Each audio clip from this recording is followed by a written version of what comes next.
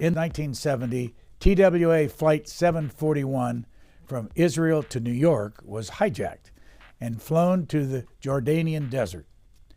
Historian Martha Hodes, at the time 12 years old, was on that plane, along with her sister Catherine, who was 13. A group called the Popular Front for the Liberation of Palestine was behind the hijacking.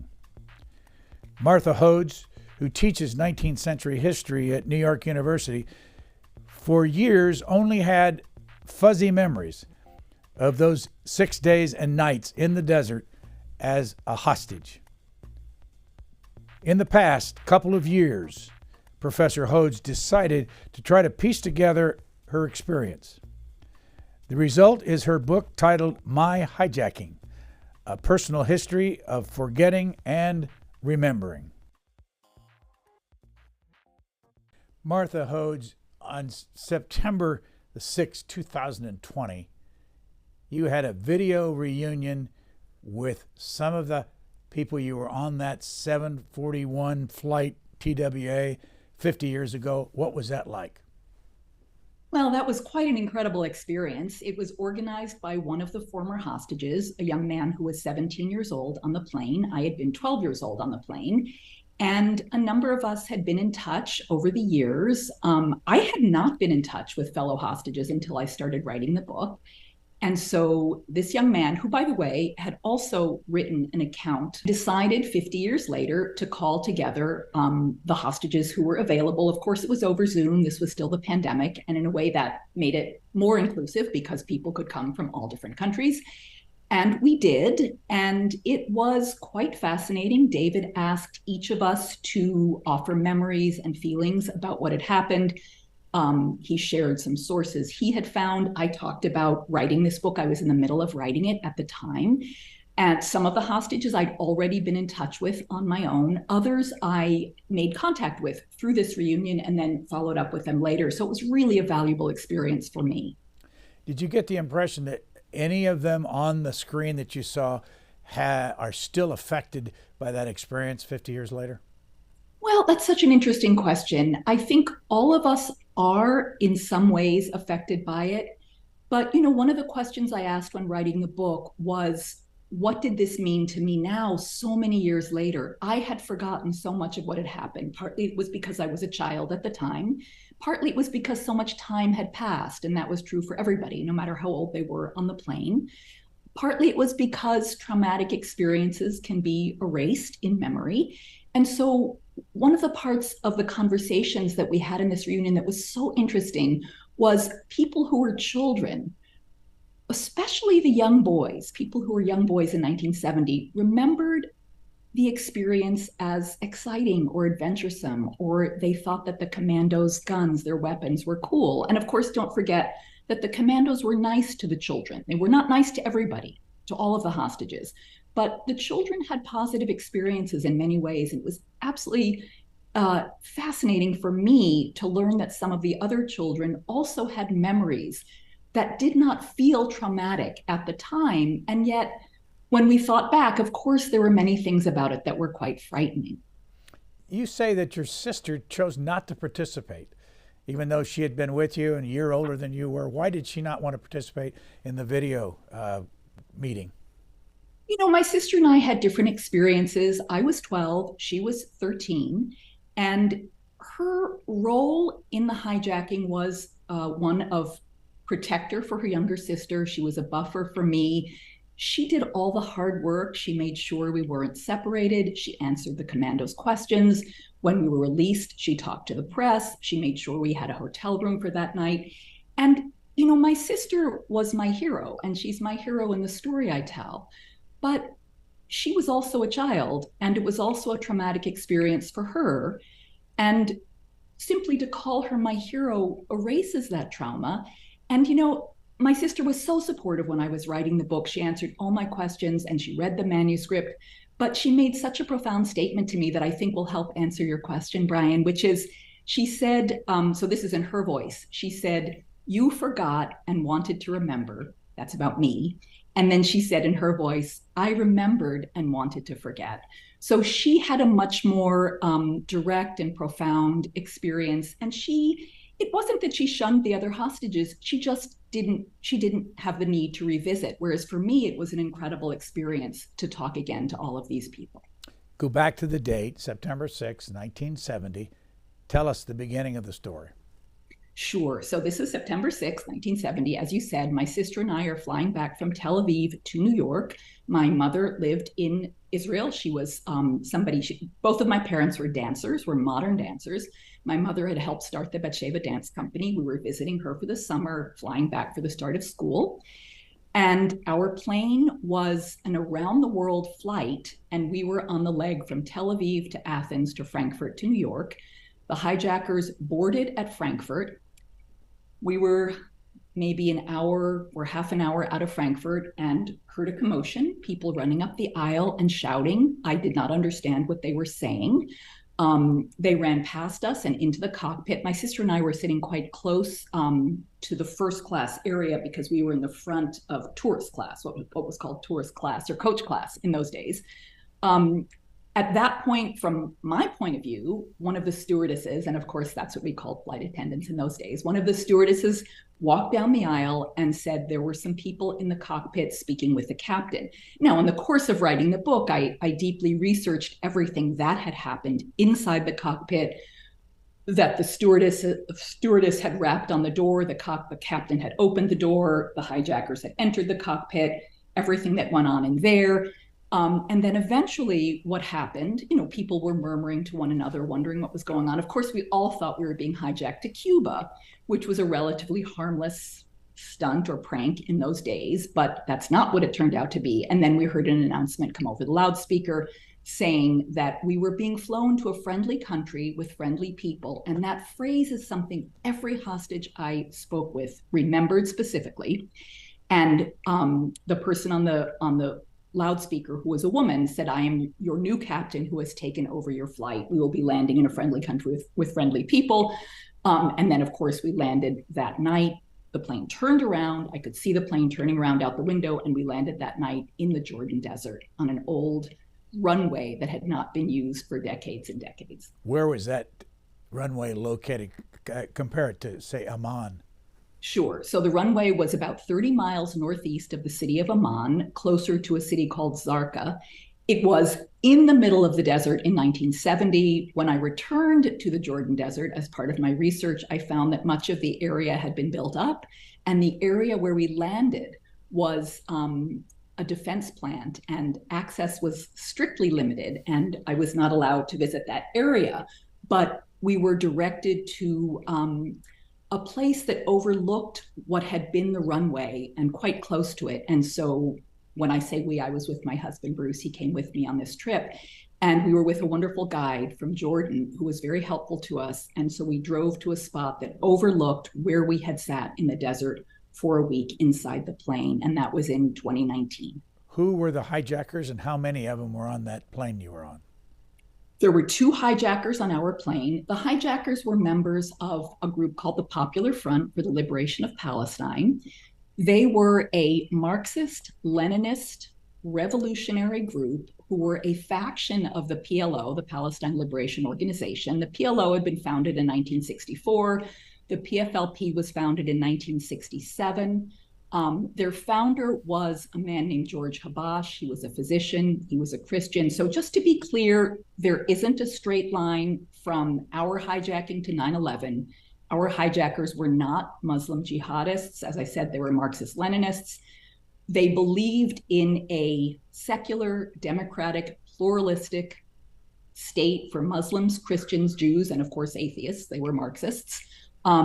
And the hijackers were never identified, so they were never apprehended, but they were 2 members of this group.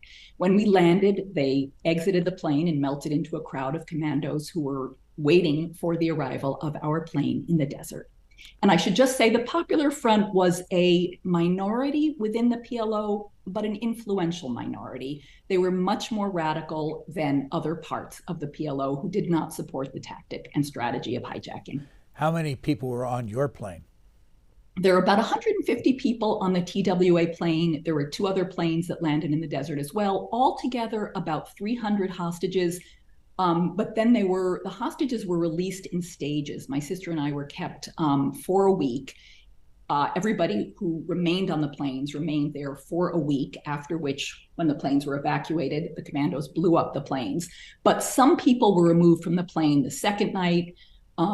Some of those people were released, and then others were removed during the week and taken elsewhere in Amman and Jordan. My sister and I were among those who remained on the plane in the desert for a week.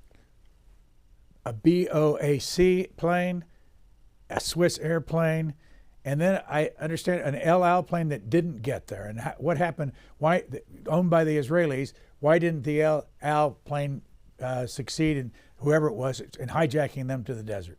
Yes, so exactly right. So on the day, on September 6th, the TWA, Trans World Airlines, our plane was hijacked, a Swiss airplane was hijacked. We both landed in the desert. On the same day, I should also say, a Pan Am flight was hijacked to Cairo, the passengers evacuated and the plane blown up. Before that happened, the 3rd plane that was supposed to land in the desert was, just as you said, an El Al plane.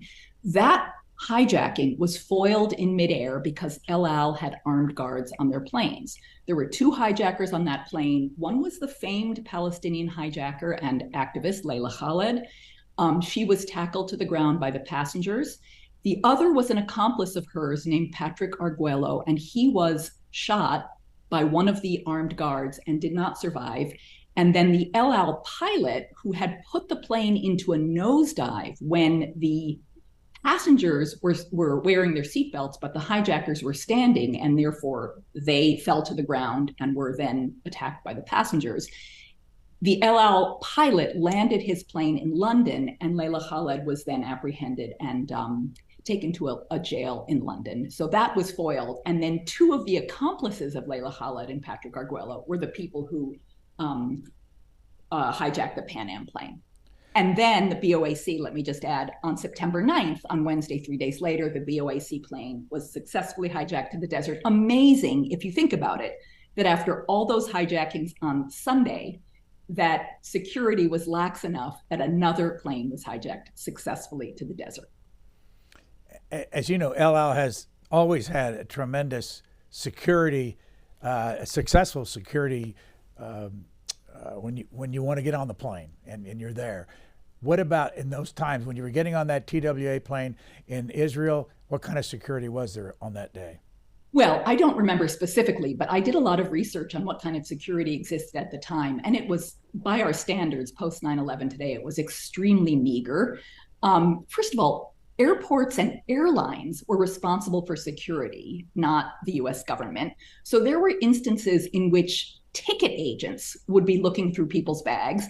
There were metal detectors, but they were voluntary and they were very crude by our standards today. There was no systematic going through security the way we know today.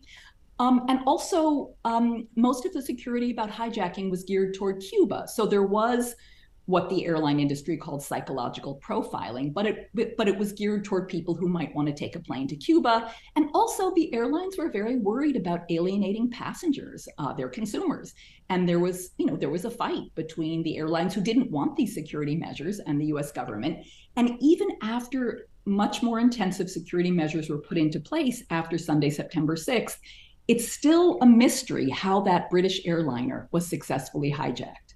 What about the Swiss Air? What about it? Yeah. Where did that come from, and how many people were on that plane? Yes, so the Swiss Air plane was flying from Zurich to New York, and probably about the same number of passengers as on the TWA plane, and certainly the same kind of lax security.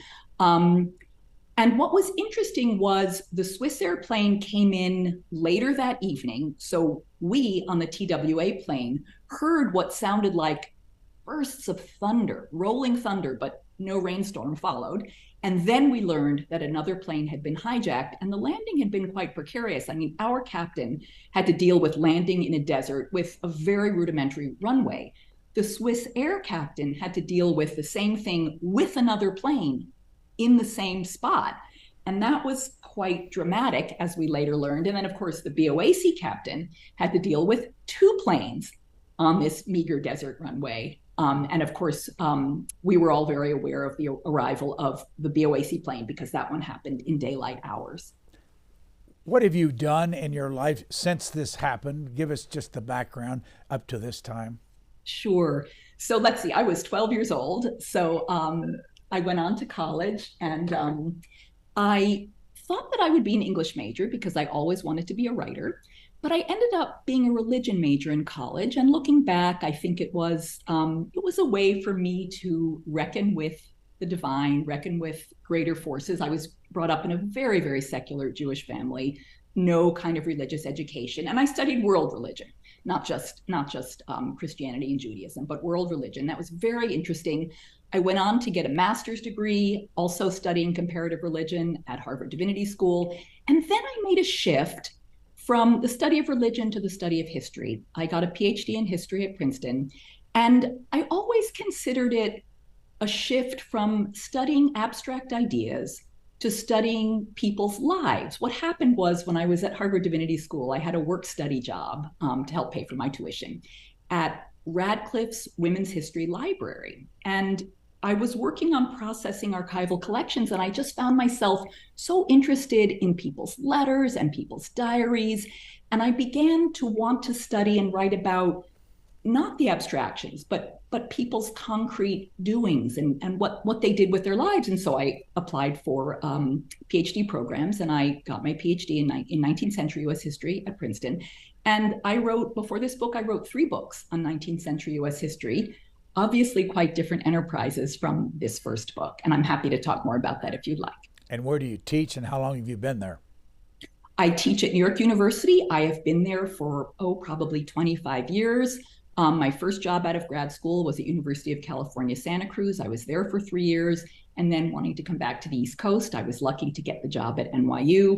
I teach undergraduates. I teach graduate students. I teach the 19th century United States. I teach courses on the Civil War and race, but I also teach courses that are related to other enterprises that have helped me with this book. I teach a course on autobiography and history. I teach courses about experimental history, different ways of writing history. I teach courses on writing. I teach students to think and care about writing. I teach my students to think about why particular people told the stories they told in archival documents. And that was very useful to me in this book. I had to ask myself, why did I tell the story the way I told it in my own diary, which was one of my sources? Where had you kept the diary that you used when you were 12 years old on that plane all these years? So I had this diary that I had with me because I wrote in it every day of the summer, every day of my life. I wrote in my diary. I brought it with me on the plane. I wrote in it every day. And I had diaries from about the time I was 12 until probably my mid-30s. And they were all in a carton, in a closet, in a room in my home. And I hadn't looked back at this diary in decades. I'm quite sure that I had not looked back at it since probably the week I returned home. And it was amazing to find it for me. And what was most interesting to me as a historian, as a writer, and just as myself, was to see that I had assumed the diary would be my trusted scaffolding around which I would write this book.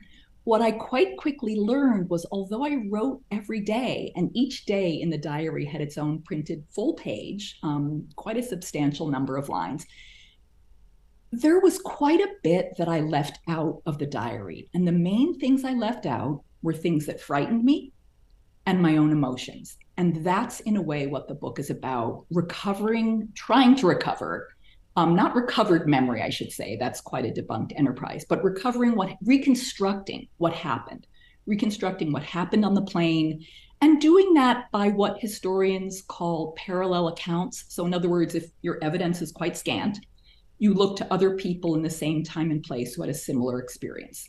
So for me, that was reading all the newspapers, reading the government documents, reading the telegrams that were sent back and forth between Amman and New York, between the embassies, going to the Nixon Library, reading the conversations and correspondence between President Nixon and Henry Kissinger, who was his national security advisor. Of course, speaking with other hostages and their experiences, speaking with my sister, reading the words and the motivations of our captors in their printed publications, on their archives, in a way to reconstruct what happened to me, which is not the same as what happened to everybody else. In a way, that's why I call the book My Hijacking. It is only my experience, not that of others. So what's your first memory when you started going through the research of that 6 days? Yeah, so great question, because what I do in the book is in the very first chapter, I lay out my very fragmented memories. My first memory is what I described to you a moment ago about people running up the aisle shouting. And then I do remember the announcement coming over the loudspeaker. And I do remember the plane turning around, looking out the window and seeing the plane turn around. After that, things become quite hazy. I think I have some memory of the plane landing. I remember that my sister and I were moved up to the first class section, which allowed us to have these wide seats where we could sleep. And I never knew why that was.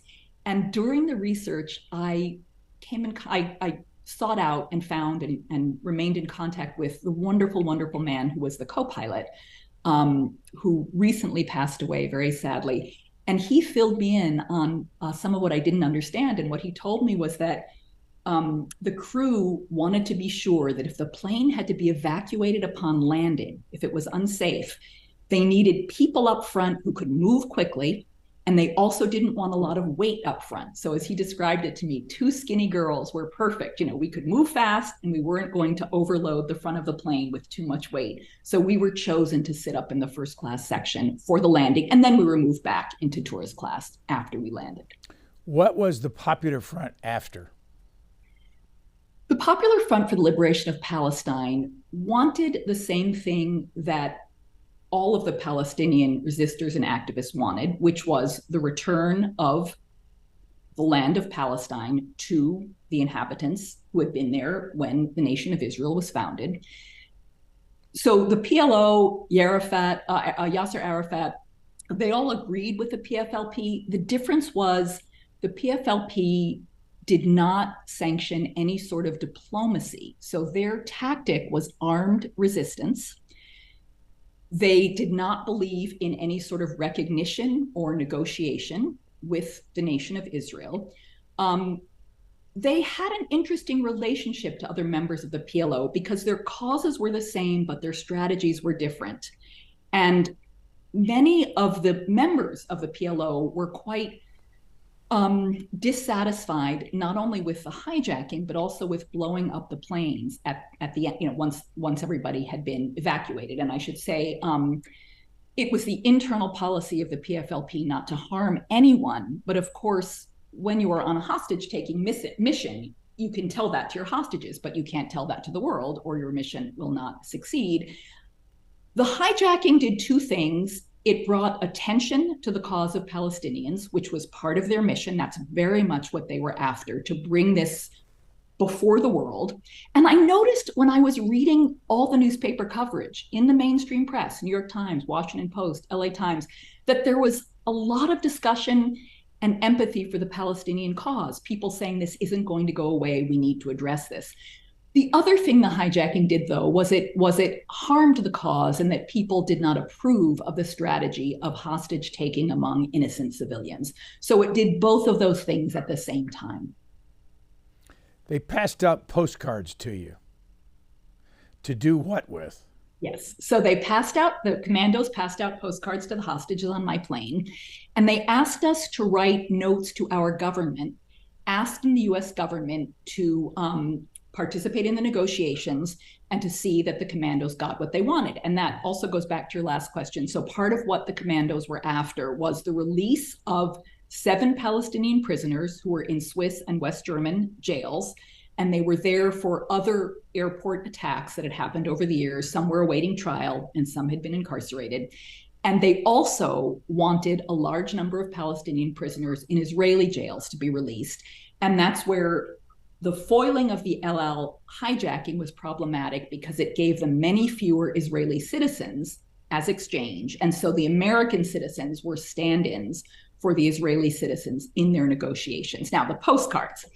My sister and I were learning what we didn't, something we didn't know about Israel and Palestine. We didn't know about the Palestinian cause. We were interested in the cause of our captors. Again, they were nice to us as children. They told us their stories. We felt sorry for them. But we were worried about our parents and what they thought was going on. Don't forget, there were no cell phones. There was no contact. As far as we knew, the whole world had forgotten about us. So we wrote a postcard to our father and stepmother in New York saying, and it's reproduced in the book, I won't get the words exactly, but basically saying, don't worry about us. We're fine. Lots of people are looking out for us. It was this very sweet, very optimistic little postcard. And we gave it to the commandos. They were going to mail it. And lo and behold, it arrived at my father's address, although not until weeks after we had returned home. So what happened to you those 6 days eventually, and when did you get out of Jordan and how? So 6 days and 6 nights, we sat on the plane, inside the plane. It was very hot during the day, very hot. It was very cold during the night. People did things like cut up the curtains that separated first class from tourist class to make blankets. What did we do? Every time I asked a fellow hostage, what did we do during that week on the plane? Their first answer was nothing. We did nothing. Nobody could remember. What did we do? Nothing. But that wasn't really true. We talked, we read whatever was on board. People had cards, we played guessing games. People had birthdays, we celebrated birthdays. People prayed, we sang songs, we changed the lyrics to songs. One of my favorites, as I say in the book, the hit single that summer was Peter, Paul, and Mary's Leaving on a Jet Plane. We sang Living on a Jet Plane, Don't Know When I'll Be Back Again, or Don't Know If I'll Be Back Again. We thought that was funny. Looking back, it felt sad to me, but it made us laugh. It distracted us. We sang Yellow Submarine as We All Live on a White TWA. People had all kinds of funny lyrics. People made friends. There was also hostility among the hostages because people's nerves were frayed. Somebody was snoring too loudly. Somebody was hogging whatever food was left. There was also, between hostages and captives and captors, friendly relations and unfriendly relations. So, as I've said, as children, they were nice to us. They jumped rope with us. They let us out of the plane a couple of times for air and exercise, maybe 2 or 3 times. They played games with the kids. The commandos gave us piggyback rides. They showed us, you could see there was a mirage of water on the horizon. And one of the commandos explained to the children the scientific workings of a mirage. There were also, and I didn't know this until I researched the books, there were interrogation sessions that went on at night where grown-ups would be called to the front of the plane and interrogated about their ties to Israel. That was a very frightening experience for a lot of people. That was very interesting for me to learn about. I didn't know that it happened. I slept through it, even though we were near first class. So all of this went on for 6 days and 6 nights. And then we arrived on a Sunday night. The following Saturday morning, we were told to collect our belongings. We did. We went down the ladder. There were vans waiting on the sand. I didn't know any of this until I researched it. It was an agreement between the Popular Front and the Jordanian army. We were driven to the capital city of Amman, to the Intercontinental Hotel. At that time, there was a war, an unofficial war going on between the Popular Front and the Jordanian government in Amman. It was not Palestinians versus Jordanians. It was not that simple. Many Palestinians in Jordan identified with the resistors. Many of them did not agree with their strategy. Many Palestinians, along with Jordanian citizens, were very dismayed by the violence going on around them. I bring that up because the Intercontinental Hotel was a center of this violence. The hotel was shot up with bullet holes and broken glass. I didn't notice that. I have no memory of that.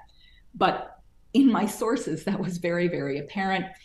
We were brought to the hotel. It was a very chaotic scene. I don't have a lot of memories of that, but I've seen pictures. I've seen raw footage. I watched raw footage that news reporters took. It was amazing to see that. One of the hostages provided me with a snippet of footage that he had found where you can see somebody leading my sister and me into the hotel. There we are. Quite amazing to see that for me. And then the hotel was full up with reporters and some of the hostages who had been released earlier in the week. My sister and I were then taken to a different hotel just a few blocks away, and we spent the night there with a number of other girls and one young woman in a room, 5 beds stuck together in a room. I also went back to that hotel and I met with the owner, who was 23 at the time. And then in his 70s, when I went back, he remembered it very well. Of course, it was very traumatic for the people living in Amman. He was very kind to me, showed me the room where we had stayed. It was a wonderful experience. And then the next morning, we flew to the island of Cyprus. And then from there, we flew to New York. And so you got back home. Who was waiting for you at the airport? At the airport, my father and stepmother were waiting for us. I have some memory of this. I should say on one of my research return visits, I went back to the TWA terminal, which, if anybody knows the history of architecture, was this futuristic terminal that had been built in the 1960s, had been closed for decades because it really was obsolete with the development of much larger jets, but recently reopened as the TWA Hotel and Museum. And so before it had opened officially, I went back there and got a tour from one of the PR people who was very kind to us, showed me exactly, you would have come through this passage here, here's where your father would have been waiting. What I do remember, and what's very important about our return, was that my father, he and my mother both, and stepmother, all of them suffered very much during this. But my father remembers that as soon as we saw him, we ran into his arms, and my sister said, "Oh, Dad, we were so worried about you." And that was true. We were very worried about him. But it also was reassuring to him because it gave him a sense that we hadn't suffered so much. And that's also partly what the book is about. We were very intent on reassuring our father. We didn't want him to worry. And as a result, I didn't think for all those years, I didn't think about the trauma that we had gone through. And I use trauma in a colloquial, not so much a clinical sense. But that story my father told over and over again across the years, that's what my sister, the first word she said to him, in a way erases some of what had happened that wasn't as sweet and endearing as that. And so the return, that moment, was a moment where I think, at least on my part, I began to reassure my father that it really wasn't so bad. And that was a way of ignoring a lot of what had happened and erasing a lot of what had happened. Among the Swiss plane, the British plane, and the TWA plane, any of those hostages, any people involved in it, lose their lives? No, nobody lost their lives. The only person who lost a life was the companion of Layla Khaled on the El Al flight, shot by the El Al guard. Nobody's lives were lost. It's one of the reasons that in the book, in part one of the book, I tell the story briefly from beginning to end. I wanted to establish nobody died. That was the intent of the PFLP, that no one should die, no one should be hurt, although that's not necessarily what they told their captives. But nobody did. Nobody lost their lives. Everybody came home by the end of September. We were held for a week. A group of about 50 hostages were held for 2 weeks longer in different areas around the city of Amman, in different places. And that group of hostages had a very difficult experience because there was a war going on around them between the Palestinian insurgents and the Jordanian army immediately outside the walls of where they were. You teach writing. You've done 3 other books besides this. I've got to ask you about your technique using The Little Prince. Oh, thank you for asking that question. Yes, so much. So in the book, as readers will find, I insert quotations, about 1 per chapter, from the story, The Little Prince, a well-known book. I found by reading my diary that I had first read The Little Prince that summer, the summer I was 12 years old. My Israeli stepfather had given my sister and me a copy. I read it. I wrote in my diary, "It was fantastic." I believe that's an exact quotation. I remember reading it more than once. My Israeli stepfather read it to us. I read it myself. I feel like I almost had it memorized. And that's one of the reasons I felt like putting those quotations in was helpful. I also found by reading the account that another hostage had shared with me, that we had talked with her on the plane about The Little Prince, because The Little Prince is about an aviator who's stranded in a desert, and then he meets this character, The Little Prince. And so we talked about the beauty of the desert. We talked about that book. So that book had been very important to me that summer.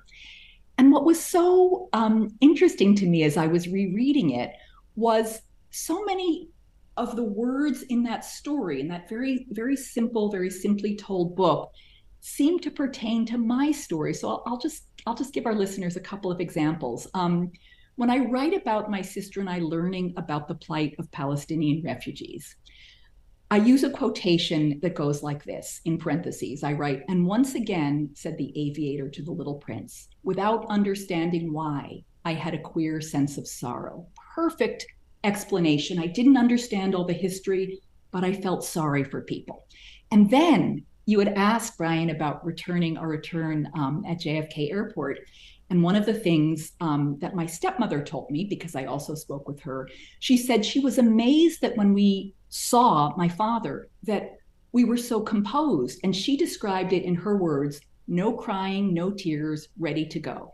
And then right after that, I put in a quotation about the Little Prince that goes like this: "Nothing about him," said the aviator in The Little Prince, "gave any suggestion of a child lost in the middle of the desert." Perfect. Obviously a different context in that book, but I found so many parts of the book that spoke to me. And the last thing I'll say about that is my use of that, you use the word technique, it reflects my inability to express my own feelings at that time, at 12 years old. And so I was able to invoke the words of someone else to do part of that job. You say do you teach how to write an autobiography or about autobiography? Yeah, so I teach this wonderful class I love so much called Autobiography and History. It's an undergraduate seminar. And what I have the students do is I have them read the work of writers, often scholars, often historians, who write about their own lives in historical context. So writers who don't just write from memory, which is in a way the conventional definition of memoir, but writers who I would consider my book a deeply researched memoir. Others would consider memoirs. One of your past guests, Peter Osnos, he called his book a reported memoir. The same would go for the reporter David Carr, his wonderful book, Night of the Gun, a reported memoir, an investigative reporter. Then what I do, these are college students, so they haven't lived a long life, but they're in their late teens or early 20s. I have them write about a part of their own life, researching the historical context around it. So first I have them just write a memory of something they want to write about. And so just to give one random example, there was a student who had grown up in China, and she had a memory about when the Olympics were in China and going to see it and what that meant to her. Then I have the students research what they remember. And this was true for this student and true for many other students. Once they do the contextual research, they see how fragmented and sometimes unreliable their own memories can be. And that's the point of the exercise, to understand, and the point of the class, to understand the relationship of memory to history in their own lives. So what triggered this whole idea that you've had of writing this book? Write the book. It had been almost 50 years. It did feel unresolved, I will say that. Although I'm very clear in the book, and I'm very adamant about the fact that there's no straight line from our hijacking to 9/11, it is undeniable that 9/11 triggered feelings and memories of this hijacking. And it was something I almost never talked about. But after 9/11, I found myself thinking and talking about it more. And my sister and I, who had never talked about it since we'd gotten home, began to talk a little bit about it. It took me almost 15 more years after that to begin researching the book. I thought at first I was just researching it for myself. I went to the TWA archives. I found files, folders about this hijacking. I read through them. I found the papers of a fellow hostage at another archive. I read through those. And then I guess I began to feel that I wanted to connect me, the grown-up historian, who had written about other people's lives, other people's adversities and losses and grief, which is in some ways what all my books have been about. I wanted to connect that grown-up historian to the 12-year-old girl who I was then, who remembered so little about this experience, that was a world historical event. It wasn't a famous, it faded from view after Entebbe and after the Munich Olympics in 72 and Entebbe in 1976, which is what many people think about when they think about the 70s and hijacking. But it was at the time the greatest episode of air piracy in the history of air piracy. And I had been there. I had been part of this world historical event, and I wanted to make those connections as a historian and as a memoirist. I wanted to put those together. And it was quite a journey to do so, but I'm very glad that I did it. What's the story of your research ending up talking to a woman named Alice Kessler Harris? Yes, so Alice Kessler Harris is a fellow historian. She is a very distinguished historian at Columbia University, now emeritus in the history department. Alice and I have been friends for years. And I had been presenting my research to a writing group, a group of historians who present work in progress to one another. This was several years into writing the book. And one of the attenders at this workshop said, you know, Alice Kessler Harris was on the El Al plane in 1970. I had no idea. She and I had never talked about it. It had never come up. Why would it? And so I got in touch with her. Dear Alice, and I remember something I always said when I wrote to fellow hostages, you know, you may not want to talk about this. I completely understand if you don't want to talk about it, but I was on the El Al plane. And she wrote back, I'm blown away. Let's talk. And we met at a cafe up by Columbia. We sat there for hours telling each other our stories, very different stories, both of us aghast at what the other had experienced. I mean, obviously, Alice was aghast that I had been a hostage in the desert for a week, but I found myself utterly aghast that Alice had been on this El Al plane. She and her young daughter were sitting behind the hijackers, and they witnessed everything. So, you know, there were gunshots, there was blood. Everything came when the pilot did this nosedive. All the suitcases, all the china came crashing down. Alice's daughter said to her very movingly, she turned to her mother and said, you mean I'm never going to see my daddy again? So very, very traumatic and intense, very different experiences. And now that is something that Alice and I know that we share that we didn't know in all the years of our being colleagues and friends before this. How did you do this? How did I do what?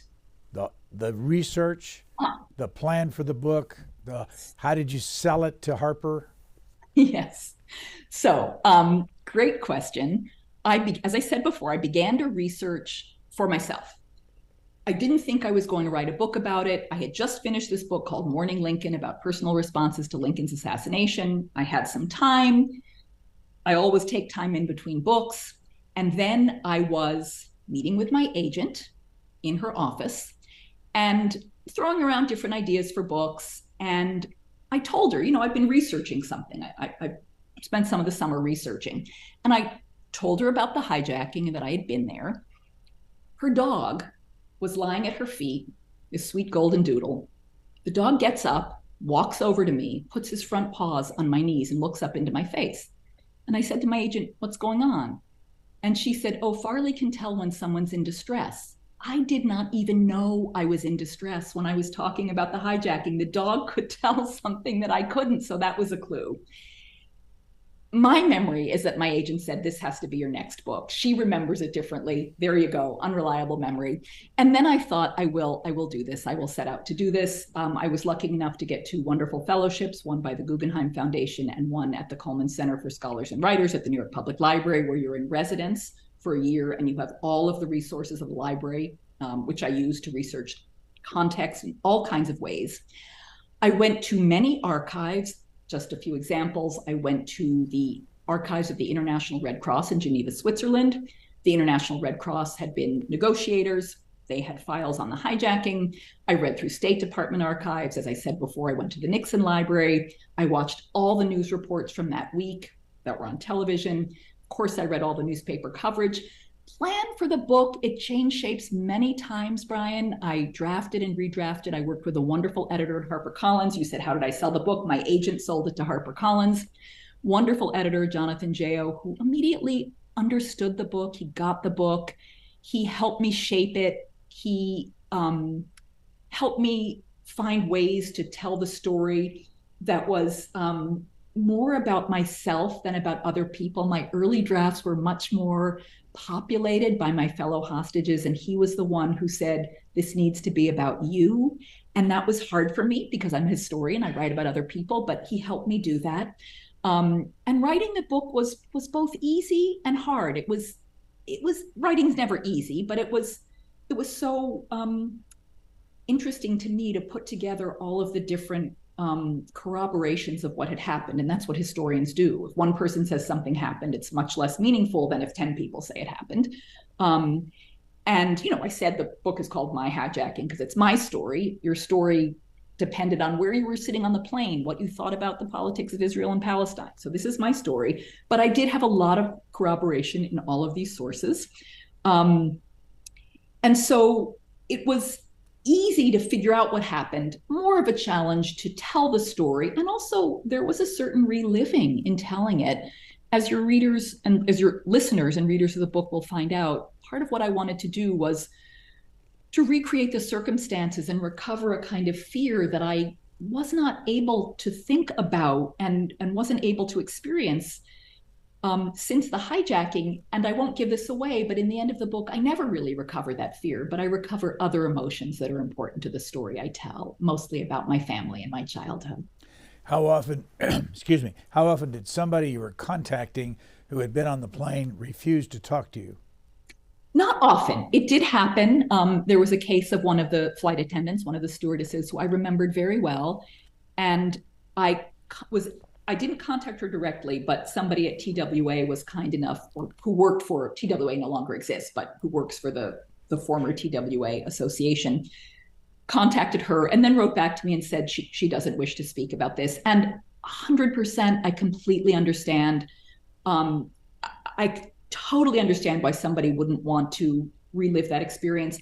Most people I contacted were eager to speak, were kind, were friendly, were interested. I wouldn't call what I did interviews. They were conversations because we were all comparing memories. And most of the people I contacted were people I remembered. And that meant that many of them were teens or young people at the time. Many, many people whose names I found on the passengers list I had no recollection of. Who was Fuzi? Fuzi, yes. She was a 19-year-old woman who was also, of course, had spent the summer in Israel and was flying back. And she was amazing. She was somebody, so in my memory, she took my sister and me under her wing. She cared for us. She looked out for us. She was so funny. She kept us laughing.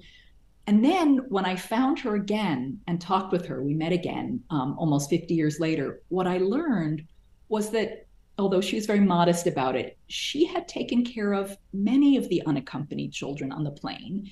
But like all angels, she had made us feel as if we were her only concern. So she was the one person my sister remembered.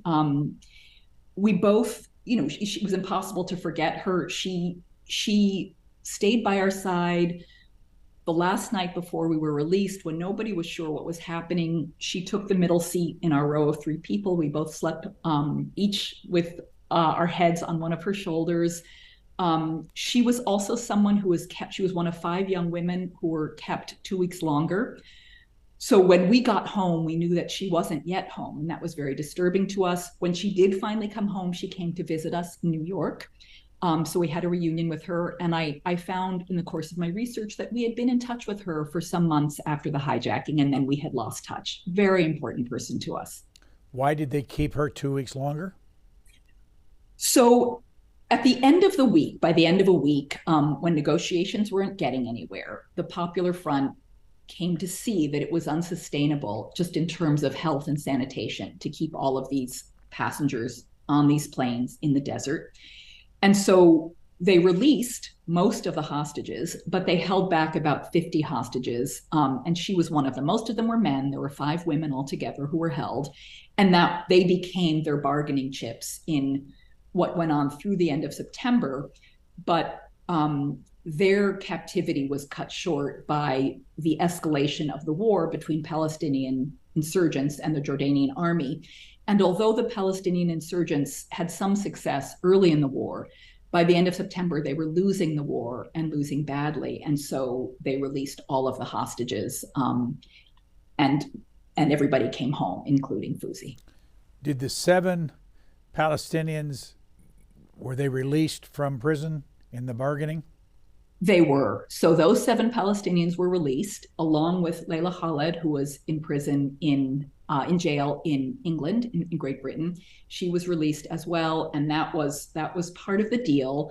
No Palestinian prisoners from Israel, which was really, a major demand of the PFLP. None of that ever happened. So that was a loss for them, but those prisoners were released. And as I said, our hijackers, none of the hijackers were ever caught or prosecuted in any way. All 3 planes blown up, and was there anything left of them anywhere in a museum around the world? So yes, all of the 3 planes were blown up, and they were, I should say that the planes were wired with dynamite the night we landed. And that was a memory that I kept with me, but never wrote about in my diary, and a fairly traumatic memory, because, there was a sense that this plane could blow up with the passengers on it, which is what our captors were telling the world, although at various times they assured us of our safety, although not all the time. So as we were being driven out of the desert in these vans, the planes were blown up. The van I was in, which left first, we heard the explosion but didn't see it. Some of the hostages who were in the later vans in the convoy saw the explosion in front of their eyes, and that was also quite a dramatic experience. Then the planes were left smoldering in the desert. I believe at that point, members of the different airlines were able to go out to the desert and see these smoldering remains. I mean, there was virtually nothing left. There was nothing left that was valuable. TWA had, of course, flown people to Amman in hopes of coming out to the desert, seeing what the hostages were experiencing and reporting back. But the TWA personnel never got out to the desert until after we were released and the planes were exploded. What was the hardest part of your research? The hardest part of my research was the quest to recover the emotions that I knew I had felt on the plane. So, historians always count documents and evidence closest to the time and place of what we're studying as the most reliable. I had a recorded interview that my sister and I gave within a week of getting home. Maybe 5 days after we got home, we gave this interview to an alternative Boston weekly. I should say an older cousin of mine who was a freelance journalist was the one who was interviewing us. We barely knew him at the time. And in that interview, my sister says that Martha, was very frightened. So that was very close to the time of what had happened. And so I trusted that. And there were also many other documents. There was a report written by the International Red Cross doctor who talked about how frightened the passengers were. And also, just logically, I had to have been frightened, but I couldn't recover that feeling.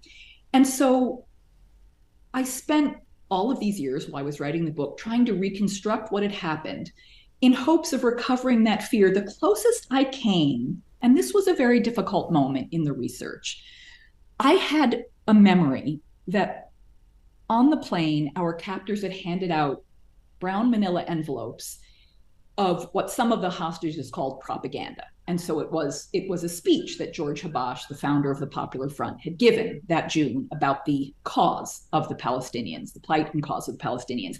And I remembered reading it and thinking, although I didn't understand all of it, thinking that it was very sad. And I found those pages in the National Archives. I found those crumbling white pages that looked exactly as I remembered. The only thing I remembered was that it opened with an apology. It was something like, "Ladies and gentlemen, we are sorry to have put you through this. We are sorry to have troubled you. Let me explain our cause." And there was that line in front of my eyes. Okay, so I found it in the archive. I scanned it on my phone. I didn't read it. I had the document. I did not read that document, Brian, for about 2.5 years because I knew it would bring me back to that moment inside the plane. And I did read the document when I finally read it in a very quiet space that I set up for myself. It was a moment I felt myself slipping back. I read it from beginning to end but it was hard to do because it was the closest I came to feeling like that 12-year-old girl in that plane who was afraid and who was sad and who was worried about my father and my mother and worried about what would happen to us. And that was the closest I came to that feeling. By the way, how many different summers, summers did you go to Israel with your mother there? Yeah, 6 or 7 summers in Israel, and it was a happy place for us. It was a happy place because we spent these beautiful carefree summers in Tel Aviv, which was really quite a small city in those days, and we ran around freely and had friends, and my mother was in the dance world and the dancers loved us. We went to the studio. Of course, as children of divorce, it was also sad to be away from our father and then to be away from our mother.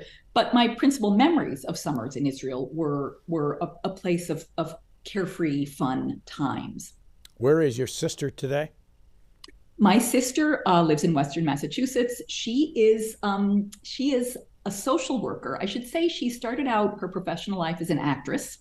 And I sometimes think she did that because, it was my sister when we came home who was willing to talk about how afraid we were and how difficult it was. And I didn't want to hear that. And it was hard for my father to hear.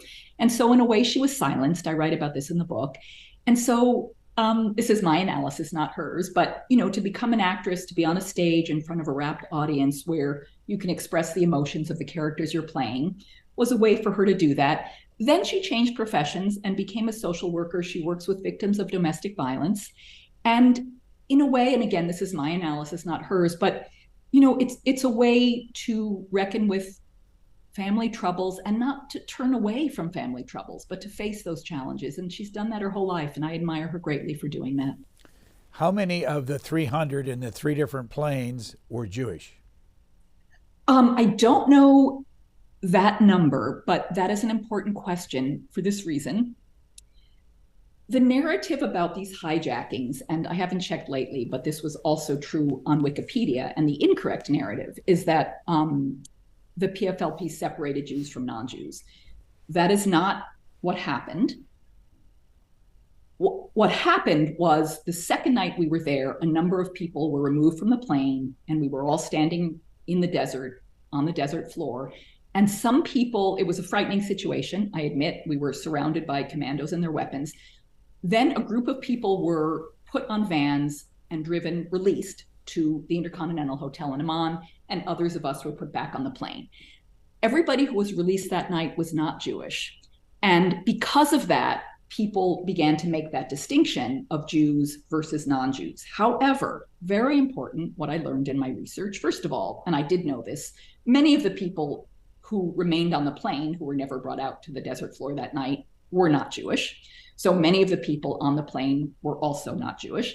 And that same night, Jews from the Swiss airplane were released to Amman.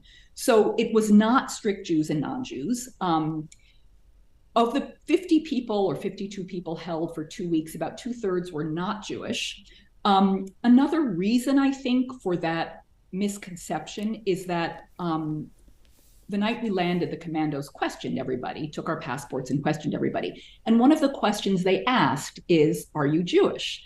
Now, there was a lot written about this, and diplomats have written about this, and people have spoken about this. The PFLP was very clear that they made a distinction between Jews and Zionists. Nothing against Jews, obviously very anti-Zionist, defining Zionism as their Palestinian homeland as a nation state for Jews, which is not how everybody defines Zionism, but that's how they defined it. They asked that question because they were trying to determine people's ties to Israel and how valuable they would be in exchange for their own, for the prisoners they wanted released. But asking that question was, admitted later, was problematic because it gave the impression that they were identifying people as Jews or non-Jews. After that night, that distinction was never made again by our captors. The people who were held on the plane for a week were a mix. The people who were held, mix of Jews and non-Jews, and the people who were held longer were Jews and non-Jews. There were people of all religions who were held longer. People on the plane who were Jews, might have had certainly had their own feelings about that. There were a number of Holocaust survivors, people who had been children during the Holocaust. Even though the Holocaust was a Christian European enterprise. The Arabs had nothing to do with it. They were triggered by the situation. I had said earlier, my sister and I felt sorry for our captors who told us stories about losing their homes in 1948 when they were children. We also felt sorry for the Holocaust survivors who had been children during the Holocaust. As I say in the book, we felt sorry for everyone. And as I also say in the book, we couldn't think of a solution. We wanted to think of a solution, and we couldn't think of a way to solve the problem of people losing their homes. And we wanted to go home too. So for us, we were surrounded by stories of children and home, and that's what we were experiencing. And that was both moving and elicited empathy and also contributed to our trauma. As we close out, when you think back of all the research you did, how would you describe the volume of news coverage on September the 6th, 7th, 8th, 9th in the United States compared to other tragedies we've seen since that time? Yes. So as I said before, there was no contact with the outside world, although reporters would come from Amman out to the desert every day and film the planes and talk to some of the hostages. And this was recounted to me by one of the hostages I spoke with. At one point, one of the hostages said to one of the reporters, "We have no contact. We're on a news blackout. What's going on in the world?" And the reporter said, "You are the news. You are the only news." So it was covered from end to end. One of the things I did when I read the coverage in the New York Times, Washington Post, LA Times, alternative weeklies, all kinds of papers, was I also took note of other kinds of stories that were in the news. We were the headlines, and pretty, in those days, the New York Times didn't run very big headlines. It was quite a staid front page that they ran, but the headlines were very big. We were in the news every single day that my sister and I were on that plane through our release. So that would have been September 6th through September 14th. After that, although there were still hostages being held, it receded a little bit, but it was really end-to-end coverage. And the same, I use the resources of the Vanderbilt News Archive, which has archived all of the television news from the three main networks in 1970, ABC, CBS, and NBC. Every night, Walter Cronkite, Harry Reasoner, all of the main anchors, if you're from that era, you will know those names. We were the top story. It was a really big deal.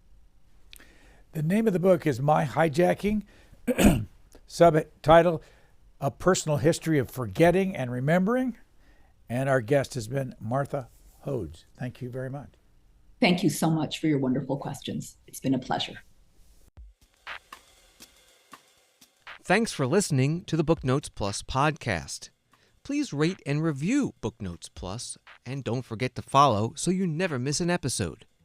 Questions or comments, we would love to hear from you. You can email us at podcasts@c-span.org.